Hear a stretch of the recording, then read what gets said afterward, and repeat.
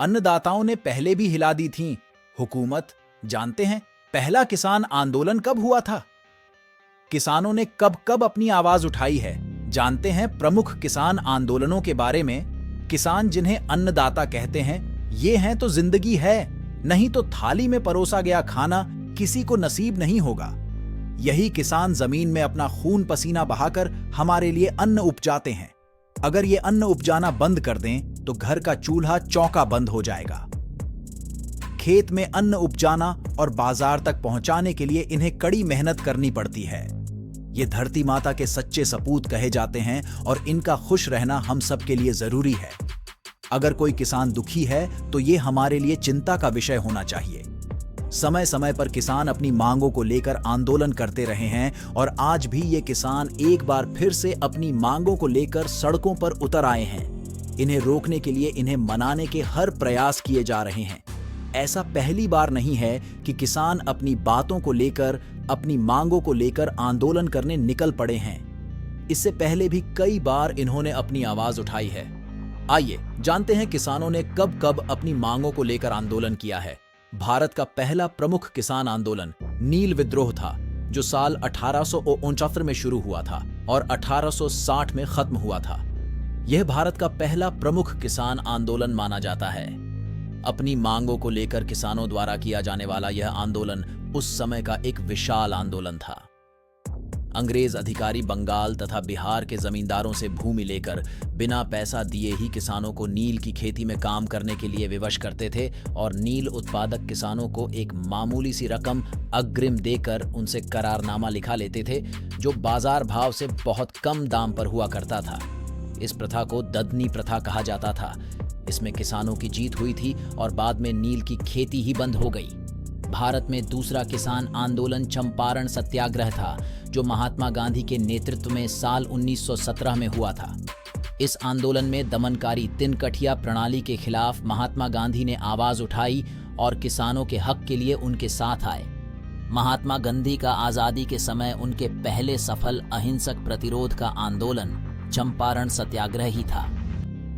सन 1917 में गुजरात जिले की पूरे साल की फसल मारी गई, लेकिन सरकार ने लगान माफ नहीं किया। किसानों ने सरकार से गुहार लगाई, लेकिन उनकी बातें नहीं मानी गईं, तो महात्मा गांधी ने उन्हें सत्याग्रह करने की सलाह दी। गांधी जी की अपील पर वल्लभ भाई पटेल अपनी चलती हुई वकालत छोड़कर सामने आए। उन्होंने गांव-गांव घूम-घूम कर किसानों से प्रतिज्ञा पत्र पर हस्ताक्षर कराया। इसके बाद महात्मा गांधी ने किसानों से कहा कि जो खेत बेजा कुर्क कर लिए गए हैं, उसकी फसल काट कर ले आएं।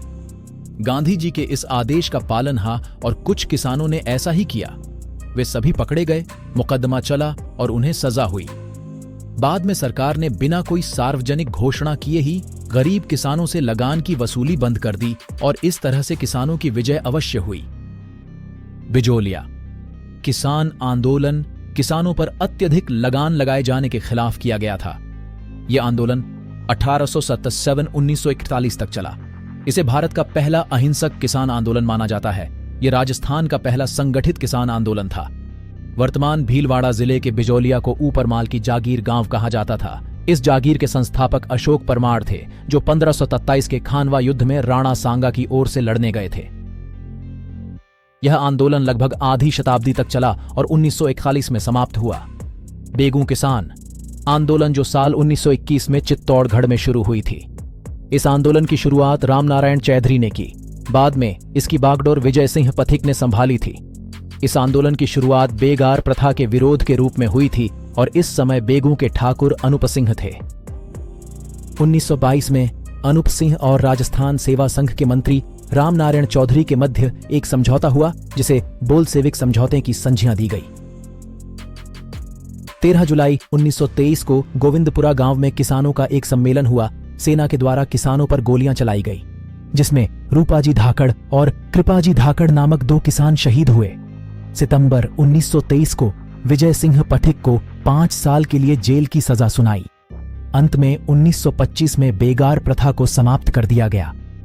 यह आंदोलन विजय सिंह पथिक के नेतृत्व में समाप्त हुआ था। इसके बाद बारदोली सत्याग्रह, जो 1928 में हुआ था, जिसके परिणाम स्वरूप भूमि कर दरों में आंशिक कमी, बेहतर सिंचाई सुविधाएं और किसानों के लिए राहत उपाय की मांगें रखी गई और सरकार को किसानों की बात माननी पड़ी।